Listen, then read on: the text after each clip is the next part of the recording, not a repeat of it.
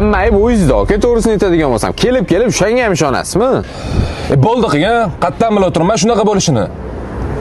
Yo'q, qo'va kallani ishlatsangiz bo'lmaydimi? Aka, qanaqasiga to'liq pul olmasdan turib nomiga o'tkazib berish mumkin? Bo'ldi, yig'ishlar davomman senga. O'zi shundoq maqsad 100 bo'lib turibdi. Yo'q, xo'p, mana pul olmasdan mashinani nomiga o'tkazib beribsiz. O'shanga yarasha qancha bir shartnoma qo'yib oldingizmi? Yo, tilxat yozdirdingizmi? Video oldingizmi? Isbot yo'q-ku, aka, nima qilib sudni nimani hal qilyapsiz? Og'zaki kelishuvda dalil bo'lish uchun bittagina shartnoma qo'ya olmaganingiz sababli siz millionlab pullaringizni ko'kka sovurib olishingiz mumkin. Yo'kida pullaringizni qaytarib olish uchun sudga murojaat qilasiz, lekin sizda yetarlicha hujjat yo'kida shartnoma bo'lmagani sababli siz hattoki sud orqali ham mol-mulk yo'kida pullaringizni qaytarib ola olmasligingiz mumkin. Lekin hisob ilovasi orqali siz bor yo'g'i 2 daqiqa ichida qarz, oldi-berdi hamda nasiya shartnomalarini tuzishingiz mumkin. Ilova haqida to'liq ma'lumot olish uchun esa hoziroq izohlarda plus belgisini qoldiring.